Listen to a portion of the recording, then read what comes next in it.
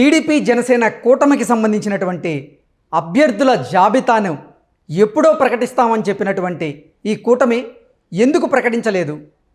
తెర వెనక ఏం జరుగుతుంది, అసలు ఎందుకు ఆలస్యం అవుతుంది అనే అంశాలకు సంబంధించి మనతో మాట్లాడేందుకు ప్రముఖ రాజకీయ విశ్లేషకులు, ప్రముఖ సీనియర్ జర్నలిస్ట్ సిఎస్ రావు గారు మనతో ఉన్నారు. ఆయనతో మాట్లాడదాం. సార్ నమస్తే అండి. నమస్తే కృష్ణ. సార్, టీడీపీ జనసేన కూటమికి సంబంధించినటువంటి అభ్యర్థుల జాబితాని ఎప్పుడో ప్రకటిస్తామని చెప్పారు ఈ కూటమి, చంద్రబాబు గారు అలాగే పవన్ కళ్యాణ్ గారు.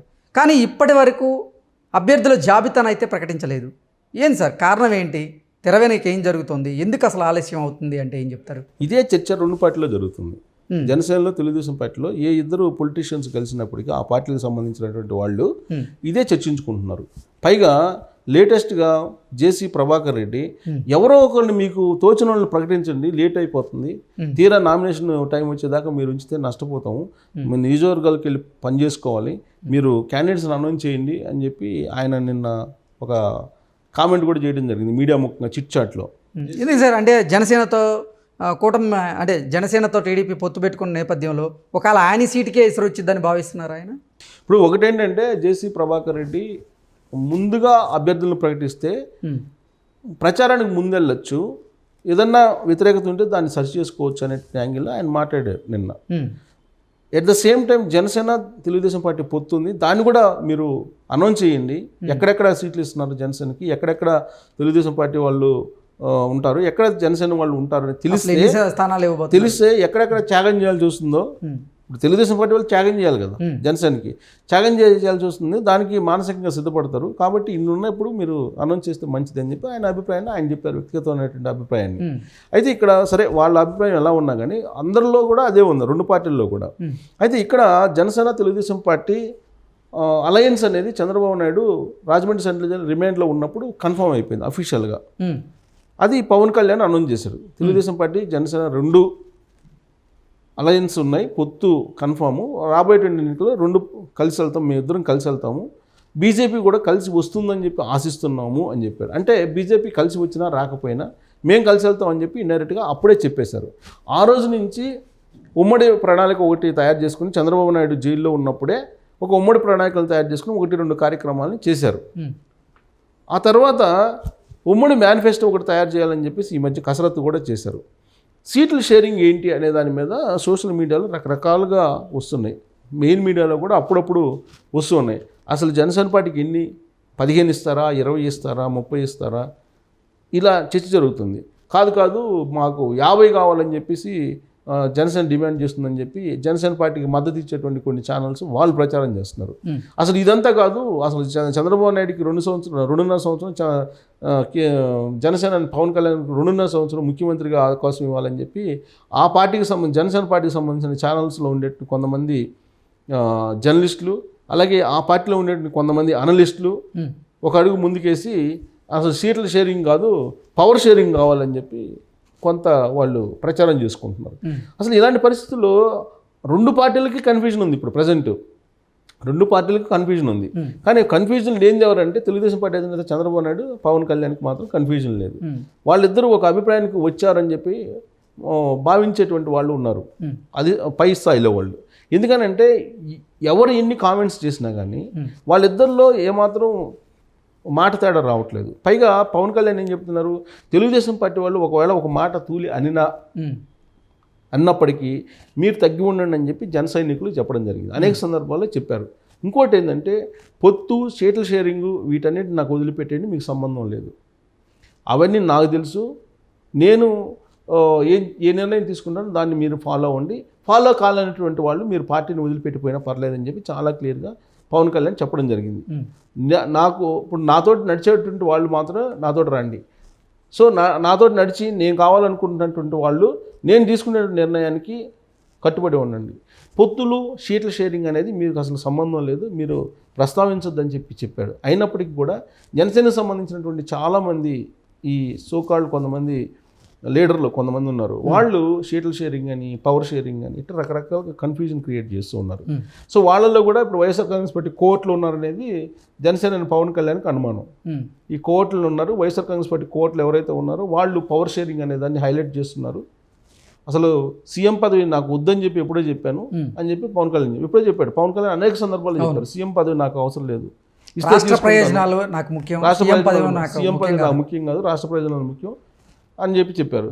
వీళ్ళు కొంతమంది వైఎస్ఆర్ కాంగ్రెస్ పార్టీకి సంబంధించిన కోర్టులు జనసేనలో ఉన్నటువంటి వాళ్ళు పవర్ షేరింగ్ అనేది తీసుకొచ్చినప్పుడు వాళ్ళ ప్రజలు తట్టుకోలేక ఆయన ఏమన్నాడంటే ఇస్తే కాదన్న కానీ నాకైతే అవసరం లేదు, రాష్ట్ర ప్రయోజనాలు ముఖ్యమని ఆయన చెప్పాడు.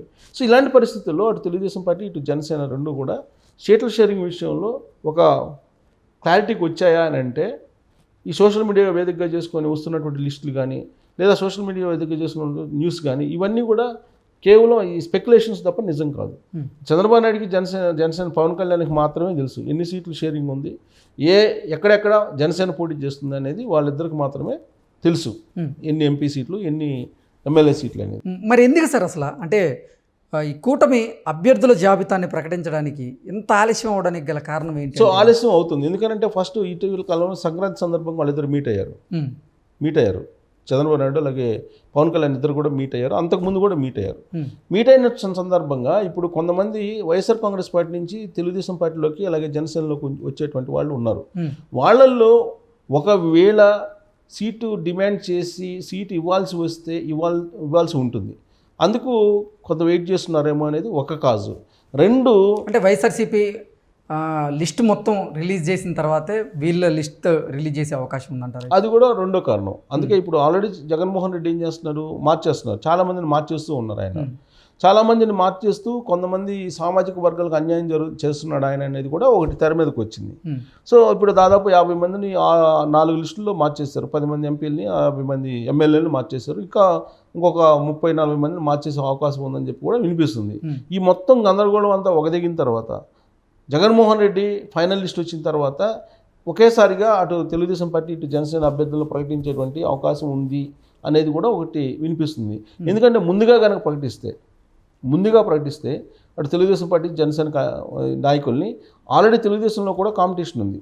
ఇప్పుడు ఇక్కడ ఉన్నటువంటి వాళ్ళు టికెట్ రానటువంటి వాళ్ళు ఒకవేళ మళ్ళీ వైఎస్ఆర్ కాంగ్రెస్ పార్టీలోకి వెళ్ళేటువంటి అవకాశం ఉందేమో అనేటువంటిది ఒక ఆలోచన. ఇంకోటి ఏంటంటే జనసేనకి అన్ని చోట్ల ఇప్పుడు వాళ్ళు ఏదో 15-20 తీసుకునే అవకాశం ఉంది, ఆ 15-20 చోట్ల కూడా గెలిచేటువంటి అభ్యర్థులు లేరు చాలా చోట్ల. సో వైఎస్ఆర్ కాంగ్రెస్ పార్టీ నుంచి వస్తారేమో అనేటువంటి ఒక ఆలోచన చేస్తున్నట్టు అనిపిస్తుంది, అందుకే వెయిట్ చేస్తున్నారు అనేది. ఎందుకంటే బాలశౌరి ఉన్నారు, బాలశౌరి మచిలీపట్నం సంబంధించిన వైఎస్ఆర్ కాంగ్రెస్ పార్టీ ఎంపీ, ఆయన జనసేనలోకి చేరుతున్నారు.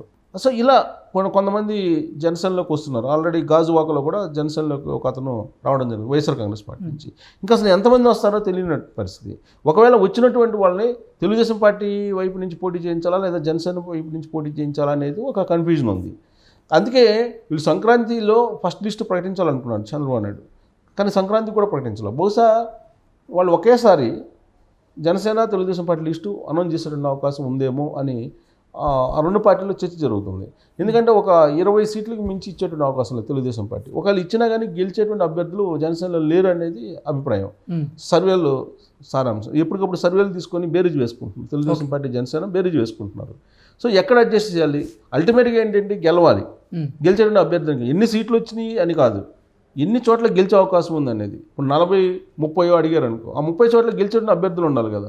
ఇప్పుడు వరకు మనకున్న సమాచారం ఏంటంటే ఒక 20 మించి గెలిచేటువంటి అభ్యర్థులు బలంగా లేరు జనసేనకి అనేది. అందుకే ఒక 20-22 మ్యాక్సిమం లేదా 15-20 దాకా అలా ఉండొచ్చు అనేది ఒకటి వినిపిస్తుంది జనసేనకి. సో అవి ఎక్కడెక్కడ ఇస్తారు, ఇప్పుడు సపోజ్ కొన్ని నియోజకవర్గాలు ఉన్నాయి, దర్శి ఉంది, ప్రకాశం జిల్లా, అలాగే చీరాల ఉంది, అలాగే విజయవాడ ఉంది, విజయవాడ సెంట్రల్ కానీ అవి ఉన్నాయి కొన్ని.